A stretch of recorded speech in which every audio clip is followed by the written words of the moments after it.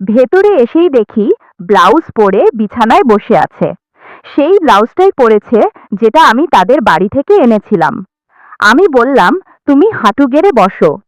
আমি খাটে বসে আছি আর খালা আমার সামনে হাঁটু গেড়ে বসে আছে।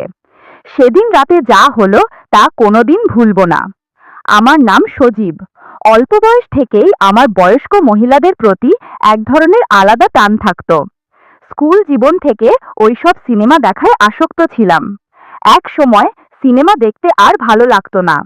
ইচ্ছে করতো বাস্তব জীবনে কিছু করতে। তাই আশেপাশে যখনই কোনো বয়স্ক মহিলা দেখতাম তাদের নিয়ে কল্পনা করতাম। তখন ডিসেম্বরের মাস। মা প্রতি বছর ডিসেম্বর মাসেই আমাকে নিয়ে গ্রামের বাড়ি যান। সেবারও গিয়েছি। আমার খেলা বা ঘোরাঘুরি করার মতো কেউ সাথে ছিল না। তাই আমি ঘরে একা বসে বসে ফোন টিপতাম আর মাঝে মধ্যে ঘর ফাঁকা থাকলে ফোনে সিনেমা দেখতাম। একদিন আমাদের বাড়িতে আমার খালা আসে। আমার খালা আমার আম্মুর চেয়ে 3 বছরের ছোট। তখন আমার খালার বয়স প্রায় 40 বছর। আর কথা মাঝে মাঝেই রাতে বা গোসলের সময় কল্পনা করি। এইবার খালা আর খালু বাড়িতে এসেছেন। মায়ের সাথে টাকা পয়সার ব্যাপারে কোনো কথা হচ্ছিল। আমি তখন খাটের কোনায় বসে ফোন টিপছি। খালা বলল, আপা, সজীব তো এখানে সারাদিন ঘরে বসে ফোন টিপে, আমাদের সাথে চলুক, ঘুরতে পারবে আশেপাশে। মা আমায় জিজ্ঞেস করলো, কি রে, যাবি নাকি? তোর খালার সাথে একটু ঘুরে আয়, সারাদিন ঘরে বসে থাকার চেয়ে ভালো লাগবে। আমি বললাম, আচ্ছা ঠিক আছে। মায়ের সাথে কথাবার্তা শেষ করে আমি খালা খালুর সাথে রওনা দিলাম তাদের বাসায়। তারা তাদের গাড়ি দিয়ে এসেছিল। গাড়িতে করে আমরা 3জন বেরিয়ে পড়লাম। খালা খালু সামনের 2 সিটে বসেছেন, আমি পেছনের সিটে। বাড়িতে পৌঁছাতে প্রায় 1.5 ঘন্টা সময় লাগলো। আমার 2জন খালাতো বোন আছে। একজন আমার চেয়ে 4 বছরের বড়, অন্যজন 5 বছরের ছোট। তারাও বাসায় ছিল। খালা আমাকে বলল, তুই তো রাতে একা থাকতে পারিস না, আমার আর তোর খালুর সাথে থাকিস। আমি সম্মতিসূচক মাথা নাড়ালাম। খালার বাড়িটা লম্বা টিন শেডের বাড়ি। 2 মাথায় 2টি খাট। এক খাটে খালা খালু থাকে, আরেক খাটে 2 বোন। পুরো বাড়ি একটাই অংশ, আলাদা রুম করা নেই। বাড়ির ভেতরে গেলে রান্নাঘর। রান্নাঘরের ভেতর বেশিরভাগ অংশই রান্নার কাঠ দিয়ে ভরা আর একটা মাটির চুলা। রান্নাঘরের কিছুটা পাশেই গোসলখানা। চারদিকে টিন দেয়া, ওপরটা খোলা, মাঝে একটা টিউবওয়েল। গোসলখানার পাশেই টয়লেট। টয়লেটের দরজা দিয়ে গোসলখানা দেখা যায়। বাড়ি পৌঁছাতে পৌঁছাতে প্রায় দুপুর 1টা বেজে গেছে। খালা আমাকে বললেন গোসল করে নিতে। আমি কিছুক্ষণ ফোন টিপে গোসল করতে চলে গেলাম। হাতে প্যান্ট গামছা নিয়ে গোসলখানায় চলে গেলাম। গোসল করতে করতে খালার কথা মনে পড়ল। কিছুটা সাবান লাগিয়ে শ্যাম্পু ফেললাম। রাতে খাবার খাওয়া হলে সবাই ঘুমাতে চলে গেল। আমি খালা খালুর সাথে শুয়েছি। খালু খাটের একদম ডানে টিনের সাথে শুয়েছেন। মাঝখানে খালা আর বামে আমি। শীতের দিন, তাই লেপ গায়ে দিয়ে শুয়েছি। আমি বাম কাত হয়ে শুয়ে আছি, কিন্তু ঘুমে ধরছিল না।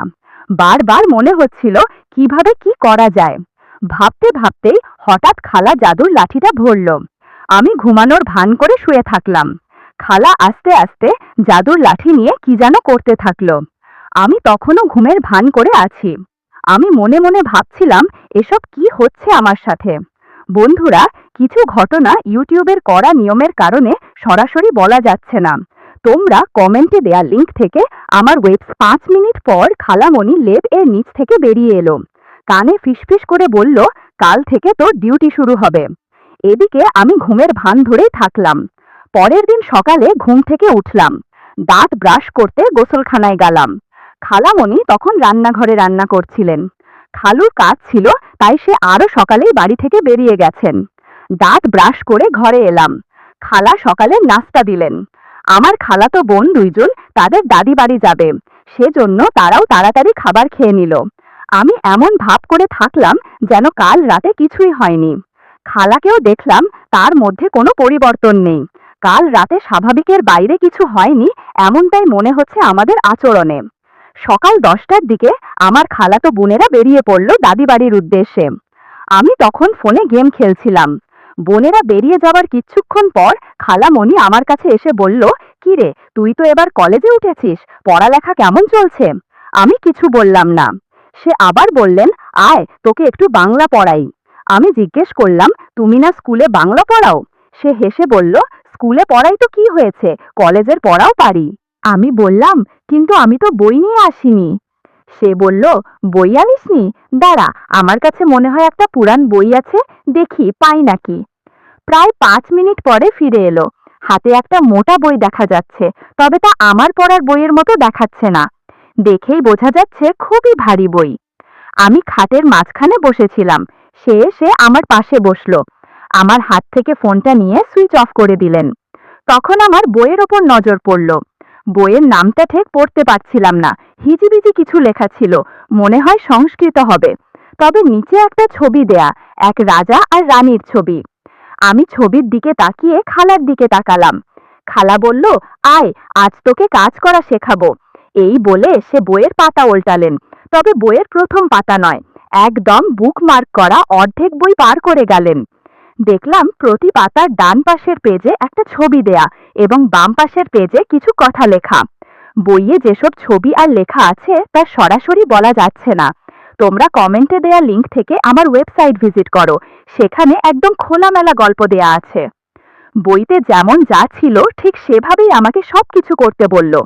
কিন্তু খালা তো জানে না আমি কতটুকু কি জানি, যে কারণে খালার কথা না শুনে আমার মতো শুরু করে দিলাম।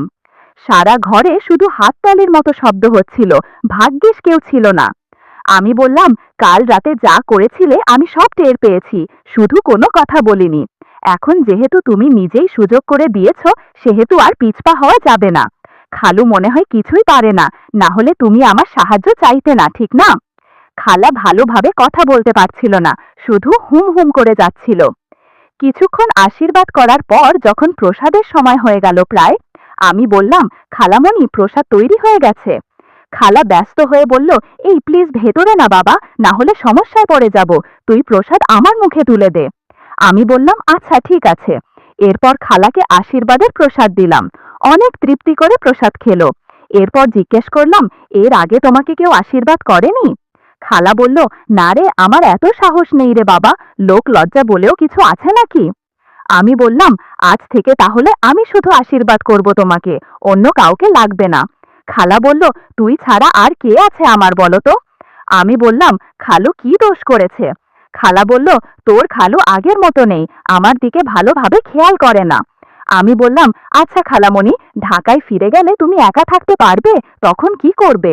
খালা জবাব দিল, তোর সাথে আমি যখনই একা সময় পাবো তখনই আমি তোর সাথে দেখা করব। একটু পর আমি গোসল করে ঘরে আসলাম।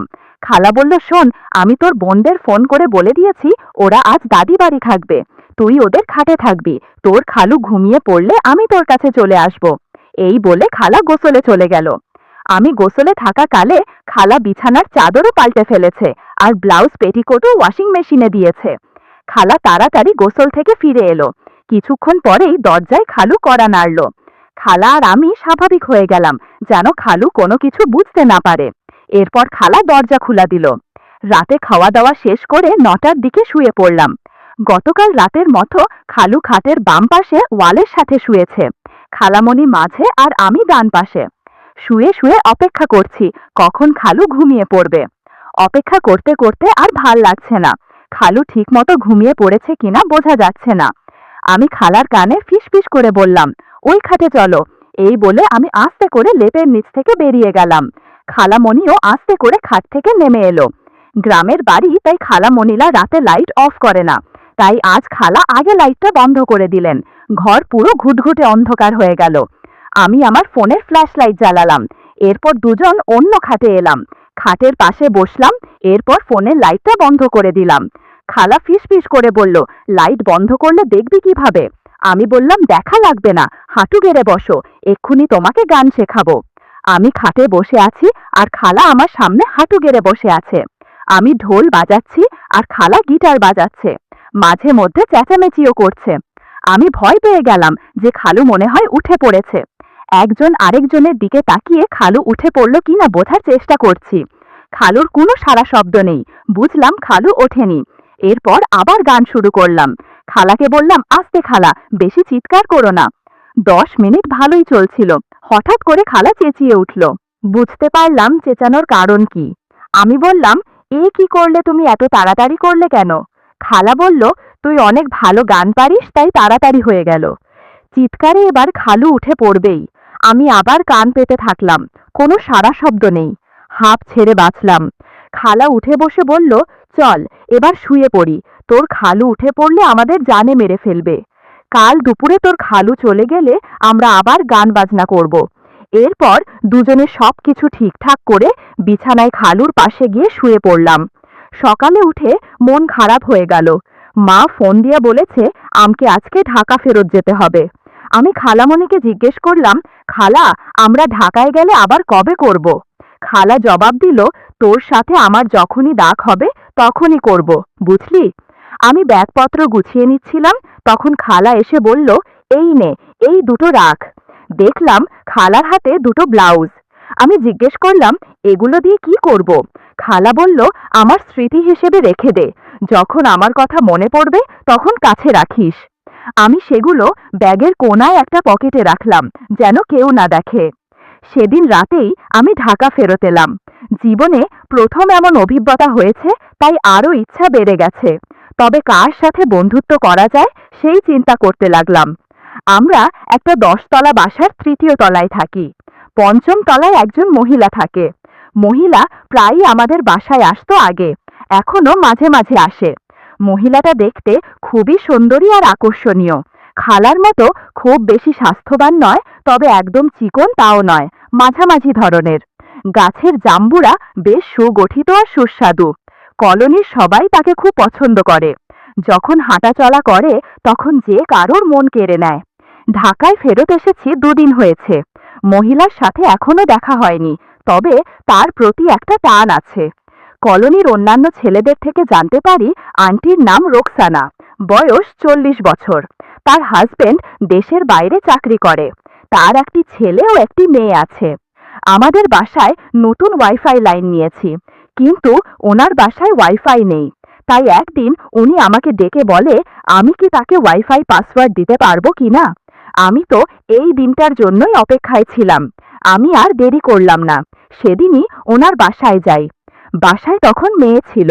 মোবাইলটা আমার হাতে দেয়। আন্টি আমাকে চা খাওয়ার জন্য বললে আমি না করি, শুধু বলি 1 গ্লাস পানি হলে চলবে। আমার হাতে পানি এনে দেয়। তখন একটা জিনিস খেয়াল করলাম, আন্টি একটু আগে গোসল করে বেরিয়েছে। অসম্ভব সুন্দর লাগছিল আন্টিকে। আমরা কিছুক্ষণ বসে গল্প করছিলাম। হঠাৎ জিজ্ঞাসা করলাম, আপনাদের ওয়াশরুমটা কোন দিকে? আন্টি আমাকে বাথরুমটা দেখিয়ে দেয়। আন্টিদের ঘরে বাথরুম একটাই। বাথরুমে গিয়ে বের হয়ে যাওয়ার সময় লক্ষ্য করলাম হ্যাঙ্গারে কিছু কাপড় ঝোলানো আছে। বুঝতে বাকি রইল না এগুলো কার। আমি কাপড়গুলো হাতে নিলাম, দেখলাম এগুলো একটু আগের রাখা কাপড়। এগুলোর ভেতর থেকে একটা ব্লাউজ নিলাম, বাথরুম থেকে বেরিয়ে গেলাম। তাদের ওয়াইফাই পাসওয়ার্ড দিয়ে বাসায় গিয়ে আর দেরি করলাম না, সোজা আমার বাথরুমে ঢুকে পড়লাম। তার আন্টিকে কল্পনা করতে শুরু করলাম। এরই মাঝে খালার কথাও খুব মনে পড়ছিল। কিছুক্ষণ পর শ্যাম্পু ফেলে বেরিয়ে এলাম। দিন দিন আন্টির প্রতি ভালোবাসা আমার আরো বেড়ে গেল। আমার মাথার ভেতরে সারা দিন শুধু তার চিন্তা ঘোরাফেরা করে। একদিন সিদ্ধান্ত নিলাম আন্টিকে মনের কথা বলে দিব। যেমন ভাবা তেমন কাজ। আন্টিকে একদিন বলি, আন্টি, আপনার সাথে আমার কিছু কথা আছে। আন্টি বলল, হ্যাঁ বলো। আমি বললাম যে পার্সোনাল কথা, যদি কিছু মনে না করেন আমি আপনার মোবাইল নাম্বার চাই। উনি কিছু না ভেবেই মোবাইল নাম্বারটা দিয়ে দিল। আমি বাসায় এসে রাতে আন্টিকে ফোন করি। ফোনে আমি কিচ্ছু বলিনি, শুধু বললাম কালকে আপনার সাথে একটু দেখা করতে চাই। আন্টি 6-9 চিন্তা না করে রাজি হয়ে গেল। পরের দিন বিকেলে আন্টিদের ফ্ল্যাটের সামনে যাই। আন্টি ভেতরে যেতে বললে তার মেয়ে কোথায় সেটা জিজ্ঞেস করি। আন্টি বলল মেয়ে বান্ধবীর বাসায় গেছে। আমি ভেতরে না গিয়ে দরজার সামনে দাঁড়িয়ে সরাসরি বলে দেই, আমি আপনাকে ভালোবাসি। আন্টি হেসে বলল, তুমি মনে হয় পাগল হয়ে গেছো। আমি বললাম, হ্যাঁ, আমি পাগল হয়ে গেছি শুধু তোমার জন্য। আন্টি বলল, আমি জীবনে ভাবিনি তোমার কাছ থেকে এ ধরনের কথা শুনবো। আমি সম্পর্কে তোমার আন্টি হই, তাছাড়া কেউ যদি জানে কলোনিতে আর মান সম্মান থাকবে না। উনি কোনো অবস্থাতেই রাজি হলে না, শুধু এটুকু বলল, আমার 2টো সন্তান আছে। হ্যাঁ, তুমি আমার ভালো বন্ধু হতে পারো।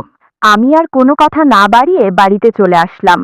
পরে চিন্তা করলাম, আগে বন্ধুত্ব করি, আস্তে আস্তে সবকিছু করা যাবে। সময়ের সাথে সাথে একজন আরেকজনের সাথে সবকিছু শেয়ার করতাম। আমি প্রায় সময় কিছু না কিছু গিফট করতাম। একদিন আন্টি ডেকে জিজ্ঞেস করলাম, বাসায় কেউ আছে কিনা। সে বলল কেউ নেই। আমি বললাম, আমি কি বাসায় আসতে পারি? সে হেসে বলল, হ্যাঁ আসো। ভেতরে গিয়ে কিছুক্ষণ গল্প করলাম। সুযোগ বুঝে বললাম, তুমি তো গত 5 বছর যাবৎ একা আছো। স্বামী ছাড়া এতটা সময় একা কাটা সত্যি খুব কষ্টের। তাছাড়া সব মহিলাদের কিছু আকাঙ্ক্ষা থাকে, কিন্তু লোক লজ্জার জন্য কিছু করতে পারে না। আন্টি আমার দিকে অপলক দৃষ্টিতে চেয়ে আছে। আন্টি ইমোশনাল হয়ে বলল, একমাত্র তুমি আমার কষ্টটা বুঝতে পেরেছো। রাতের পর রাত একা কাটানো আর ভালো লাগে না। আমি আন্টিকে সান্ত্বনা দিলাম। ধীরে ধীরে আশীর্বাদ করতে শুরু করলাম। লক্ষ্য করলাম আন্টির মুখে এক তৃপ্তির হাসি। আমি আরো কিছুক্ষণ আন্টিকে আশীর্বাদ করলাম। তখন খালার কথা মনে পড়ছে।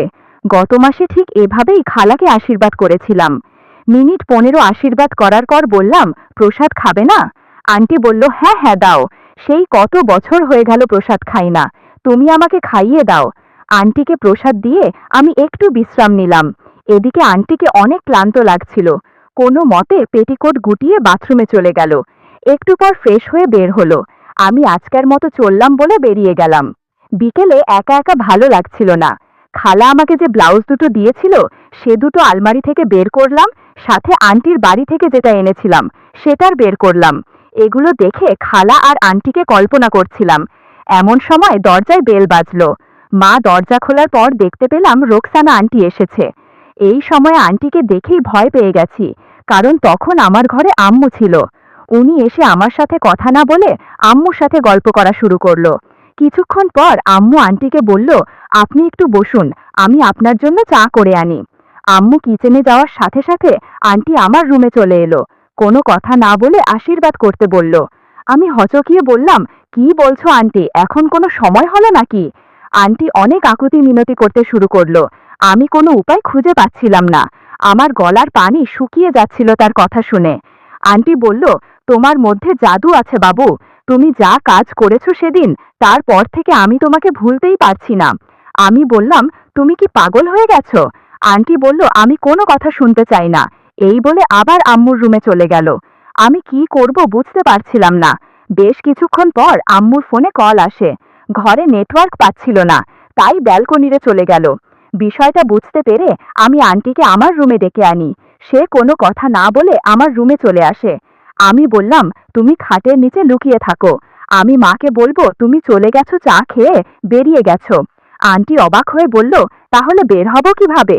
আমি বললাম, রাত হলে আম্মু যখন ঘুমিয়ে পড়বে তখন আস্তে করে তোমাকে বের করে দেব। আজ আমরা অনেক মস্তি করব, গেম খেলবো। একটু পর আম্মু আমাকে ডাক দিল। আমি আন্টিকে খাটের নিচে লুকিয়ে আম্মুর কাছে গেলাম। আম্মু বলল, কি রে, তোর আন্টি কই গেল?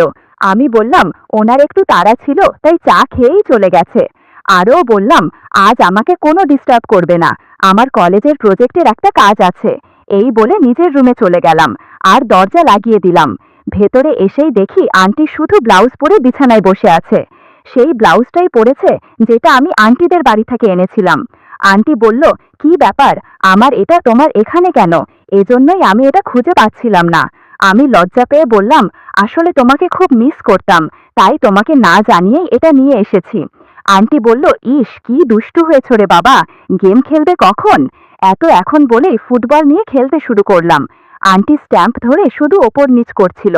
অনেক আনন্দ হচ্ছিল গেম খেলে। বন্ধুরা, দাঁড়াও আন্টি ভ্যাসলিনের কৌটোটা নিয়ে আসি, আজ দুই দিকেই গোল দিব। আন্টি আমার কথা শুনে রেডি হয়ে গেল। রাত 11টা অবধি আমরা গেম খেলেছি। সারা ঘর এলোমেলো হয়ে গেছে।